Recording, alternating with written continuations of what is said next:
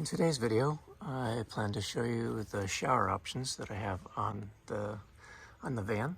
I have two solar tubes. They each hold about 4 gallons of water. This one is not insulated. It heats up by sunlight. On the other side, I have another solar tube, only this one is insulated. I insulated it so it would hold the heat. When I drive, I have a heating element in this one. That is a 150 watt times 2 water heating element, 12 volt. And I run this cable down and plug it in.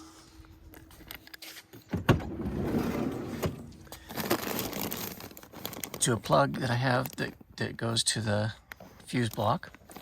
It runs the heater while I'm driving. So hopefully when I arrive at a place, the water's nice and warm.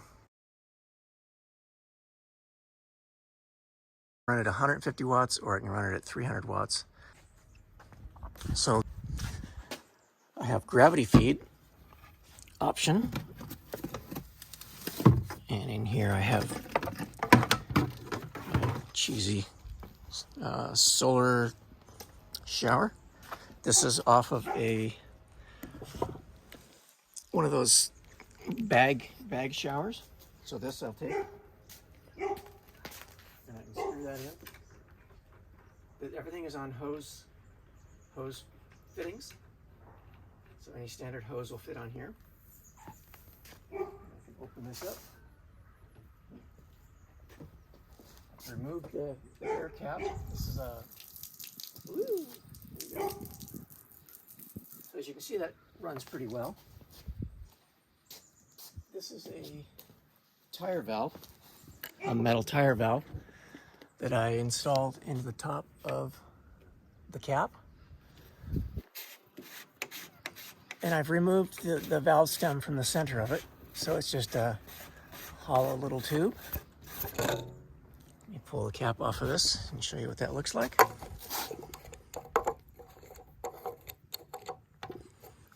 So can you see daylight through that? Well, yeah, there we go. Anyway, so there's daylight coming through that. So by removing that cap, that allows plenty of air to flow through, and so then gravity feeds the shower. And as you can see, it does actually shower pretty well. So there's the shower on gravity feed, which is, it's decent. Then when I'm finished with the shower, I'll open this up. I hold this up above the tube, hold it up, and I can drain that water back from the hose back into my shower tube. Not only that, I can hold that and I can see what level the water level is in my tube. I can shut that off and unscrew this.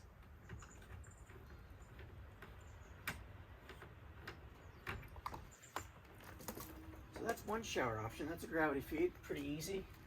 And the hose is pretty long. I can go quite a ways from the van to use that. Or, if you want to use a real shower head, put that on here.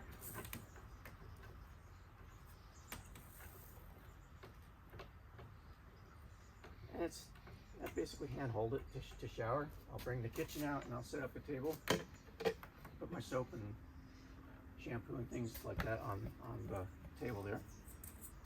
Not much of a shower. So I have a trick for that.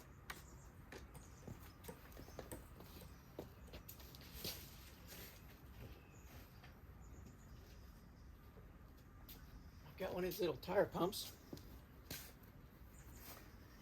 A little tiny mini tire pump, which you probably can't see now out of the video.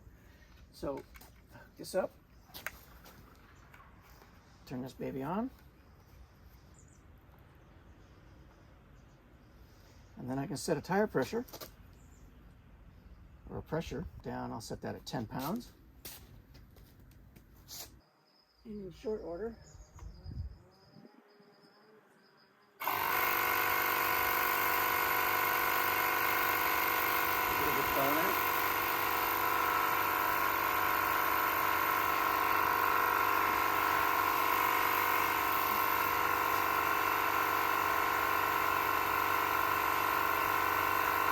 now we have a shower. Full-on real shower with pressure.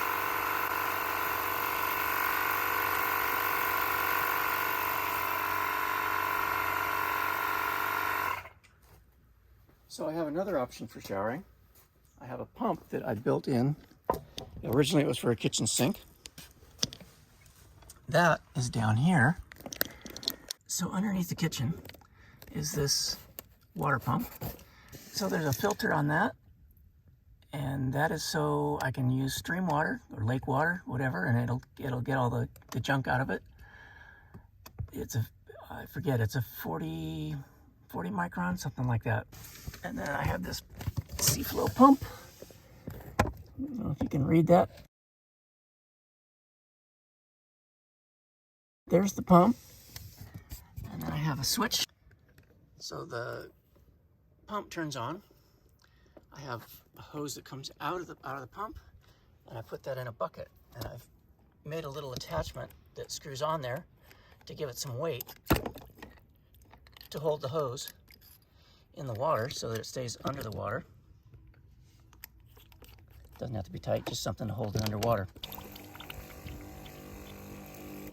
And now I can set up that shower, put the shower head on this fitting.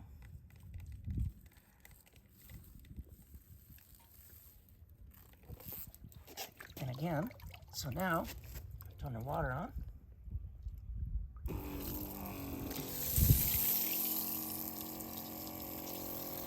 And I have a full-on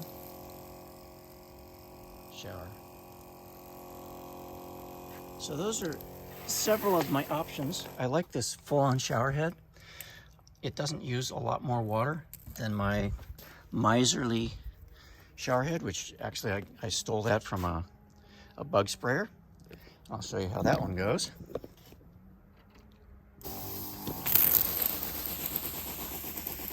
Pump doesn't like it.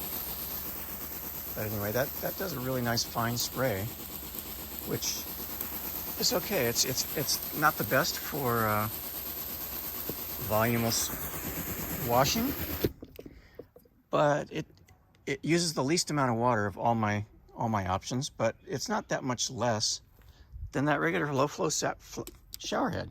So for the most part, I tend to use that shower head. The other thing I want to point out, I use one of these little magnets to hold my switch up where I can reach it a little better.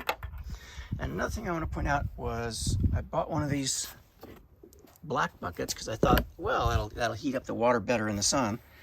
Doesn't make a lot of difference, but when I got it, it seemed like, you know, it just seemed cheesy compared to this other one. And lo and behold, I got it out this morning and discovered it's already ripping. It's got a hole in it. So I would avoid this garbage if you have that opportunity.